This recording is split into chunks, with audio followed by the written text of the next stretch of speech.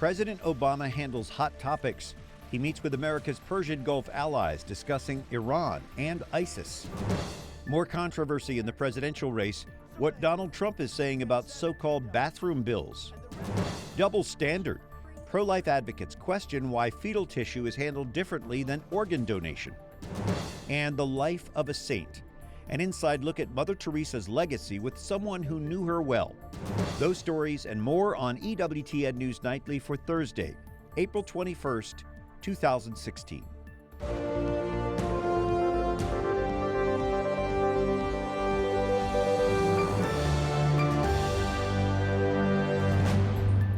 Good evening from Washington. Thank you for joining us. I'm Brian Patrick. President Obama now travels to the United Kingdom after meeting with Persian Gulf leaders in Saudi Arabia. Lauren Ashburn reports from the White House tonight on the difficult issues facing the Gulf Cooperation Council, the Arab states in that region. Mr. Obama and GCC leaders posed for photos in Riyadh before getting down to business today. The U.S. nuclear deal with Iran is a top concern to the GCC, as the Gulf monarchies feel the agreement empowers the Iranians. President Obama spent time trying to soothe the concerns of GCC leaders while stating that the United States and its Arab allies will continue to watch Iran's movements. Even with the nuclear deal, we recognized collectively that we continue to have serious concerns about Iranian behavior. Our nation's committed to continue to interdict illegal Iranian arms shipments in the region, impose costs on Iran for its ballistic missile program, and oppose Iran's destabilizing activities in the region. The president also made a point to address the reported rift between the U.S. and Saudi Arabia. I think that a lot of the strain was always overblown.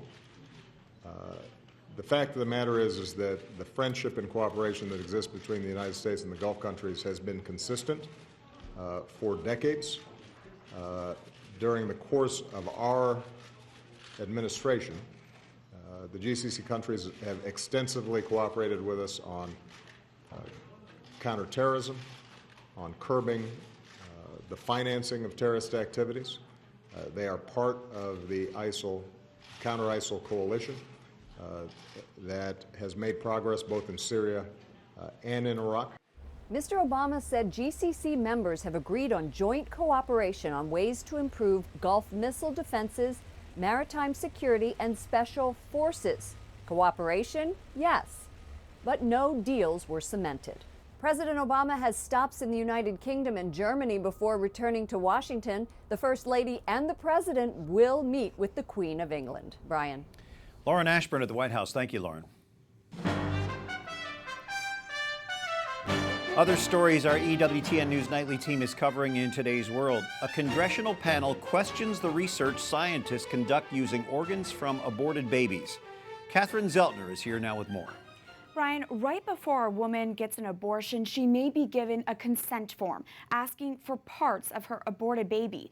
The form says the baby's tissue will be used for research to find cures for things like heart disease, Parkinson's disease, even cancer. But pro-life researchers say that can't be further from the truth. As Congress examines the relationship between abortion clinics and companies collecting the tissue from aborted babies, one panel member and doctor says it's not clear how that tissue is used. Our subpoenas, we're not getting answers to our subpoenas. We're not seeing where the tissue is ultimately being used. We know that some of it may be used for cosmetic research, things like that, things that just, it's completely unethical. In yesterday's hearing, Utah Representative Mia Love says even the process of getting baby tissue is questionable. No money is made from the organ donation. The process is transparent and seen as ethical. On the other hand, when it comes to fetal tissue donation, it's different. She laid out 5 ways fetal tissue and organ donations differ. When it comes to organs, no profit is made from donations. The donors have advocates. There's no contact between the donor and recipient of the organ. Private medical information isn't shared. And a minor under duress never makes the decision to donate an organ without the consent of an adult. STEM Express, one company that gets fetal tissue from abortion clinics, says the choice to use fetal tissue is driven solely by the greater potential for scientific breakthroughs. Democratic panel members say the research is on the cutting edge of curing diseases. Perhaps we should propose a new name for this committee, the Select Investigative Panel on Stopping Research and Letting People Die. This is completely misleading. Dr. David Prentice is a leading expert in stem cell research. He says aborted fetal tissue is used for basic research and hasn't led to any medical advancements. Nothing towards disease treatment or cure, no transplants whatsoever to try and treat anybody, no vaccine development with this fetal tissue, and every single one of those projects could be done with ethical alternatives. Dr. Prentice says it's important to know the truth about fetal tissue research because many people may support it if they think it can cure diseases. But he was clear, only non-embryonic and non-fetal tissue have advanced medicine. Brian. Thank you, Catherine Szeltner. And Cardinal George Pell, who spearheads financial reform at the Vatican, admits he's a bit surprised by a decision to suspend an independent audit of the Vatican's finances. Joining us by Skype tonight is the Rome correspondent for EWTN's National Catholic Register, Ed Pentin. Ed, what do you think is behind this development? Well, Brian, I think the main sort of issue here is a certain unnerving among some in the Vatican about the rigorous nature of this audit. And I think they're a little bit concerned about it and where it might be going. And also, there's a certain wish to protect the Vatican's sovereignty. And I think that's also part of it. But also there's another reason too, which is the fact that the external audit can't be carried out, the argument is, until the internal audit is done, which is currently ongoing. So lots of different factors here. But I think the main one is that there's a certain amount of concern about the rigorousness of this audit. Ed, Cardinal Pell expressed that he was a bit surprised that this was suspended. Did he say anything else about it? Well, he hopes and he anticipates that it'll be resolved soon. He thinks it's something that can be discussed and clarifications need to be made. So he hopes that it will be done fairly soon. But I think that they've met a bit of this resistance before, and I think this is just another case of it. And I think they're just going to plod on and do the best they can in terms of carrying out the Pope's reforms of the Vatican finances. Ed Pentin, Rome correspondent with the National Catholic Register. Thanks for joining us tonight. Thanks, Brian. And Donald Trump takes issue with so-called bathroom bills, laws designed to protect privacy. The Republican presidential candidate calls them discriminatory. He uses the example of Bruce, now Caitlyn Jenner, saying Caitlyn could use any bathroom in Trump Tower. Now, let me ask you, have we gone stark raving nuts? Here is basic common sense. Grown adult men, strangers, should not be alone in a bathroom with little girls.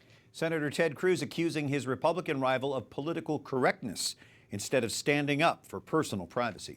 The uproar over these bathroom bills costs a famous sports analyst his job at ESPN.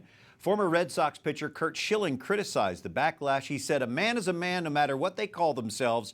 ESPN disagreed with his comments and fired him. A music legend has died at age 57. Prince was a pop superstar, a member of the Rock and Roll Hall of Fame.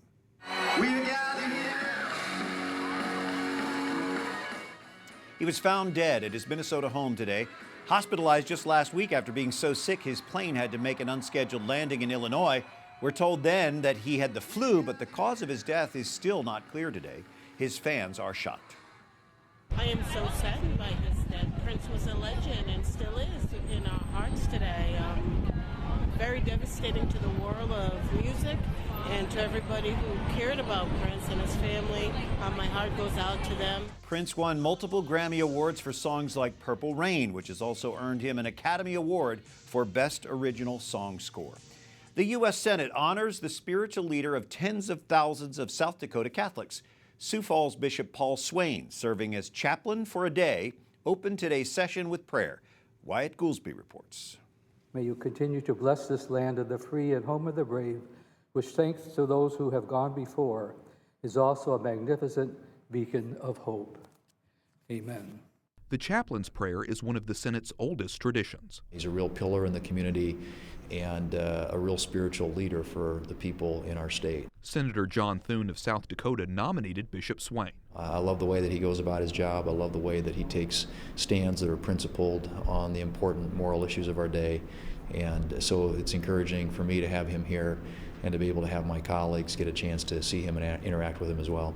Bishop Swain served in the Air Force during the Vietnam War, earning a Bronze Star. Before he converted to Catholicism in the 80s, he was a lawyer for the governor of Wisconsin. It's also a privilege for me because I was part of the political world for a while before I became a priest. And therefore, it's a great privilege to kind of mold together in my own life the spiritual and the practical. The bishop says he wants to remind members of Congress about the importance of prayer in their lives and in the life of the nation. Given all the what's going on in our world these days, and that there be a reminder of the spiritual dimension that we are under the guidance of God, something bigger, greater than ourselves. Bishop Swain leads over 100,000 Catholics in Sioux Falls, South Dakota. He was named a bishop of that diocese in 2006 by Pope Benedict XVI. Wyatt Goolsby, EWTN News Nightly. Coming up, lighting the torch, the Olympic countdown begins. And a new way to look at Rome, how special lighting provides a unique view of the Forum.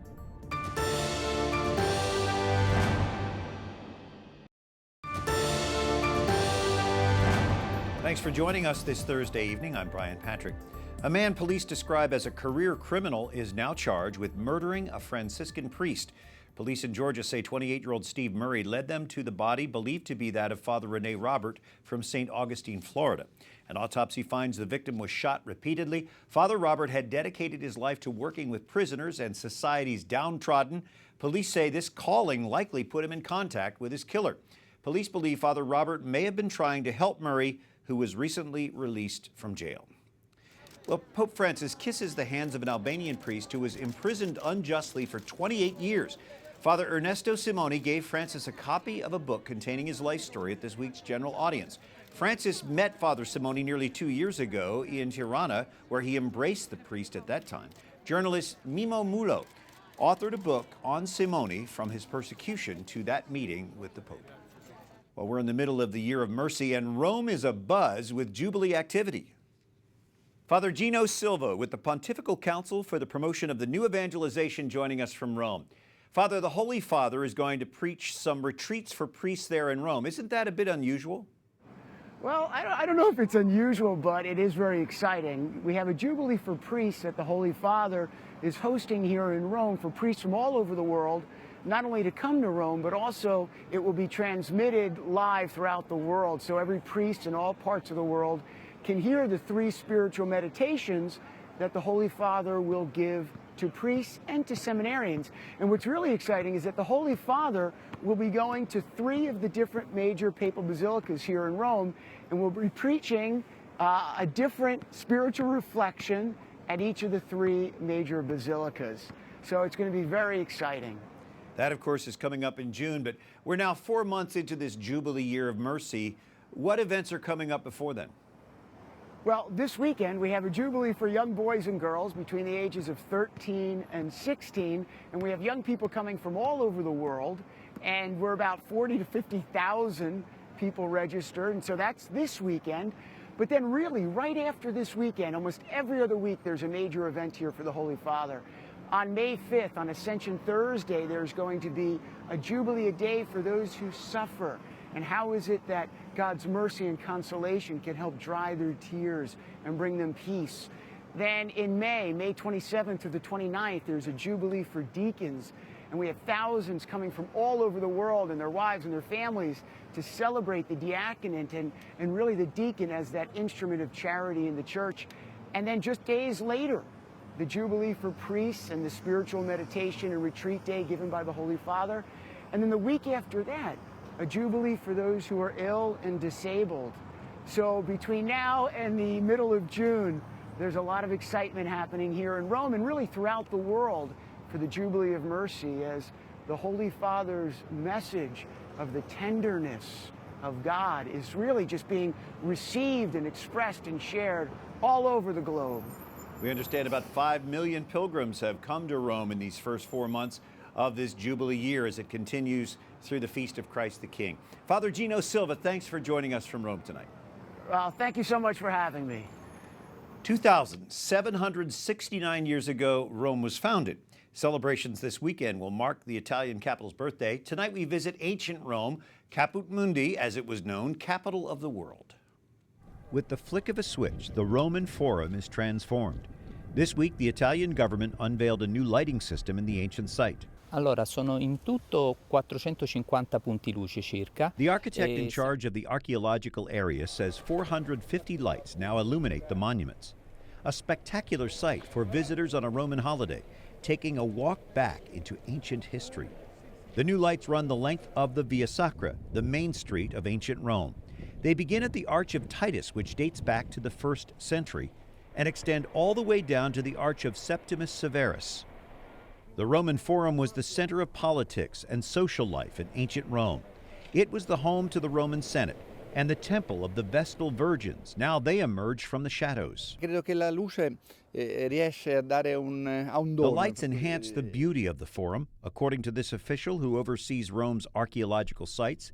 Now from the top of the Palatine Hill, where Roman emperors lived, a magnificent view of what's left of the Basilica of Maxentius and Constantine, the site's largest building. È un tipo di illuminazione che chiaramente si può fare di notte, solo di notte. The archaeologist says it's a unique experience with Rome's ancient monuments, only to be enjoyed at night. I'm glad we enjoyed them tonight. Well, the 2016 Summer Olympics begin August 5th in Rio de Janeiro. Thousands of miles away in Greece, that pageantry is already underway. The Olympic torch is lit today in Olympia, the ancient birthplace of the Games. Tradition calls for the torch to be lit with the rays of the sun and a concave mirror. Olympic and Brazilian flags were hoisted amidst dancing and other rituals. The flame was handed off to the first torchbearer, beginning its journey to Rio. Up next, our look at two famous women. An insider describes her 10-year relationship with Mother Teresa, and England's Queen for 64 years celebrates her 90th birthday.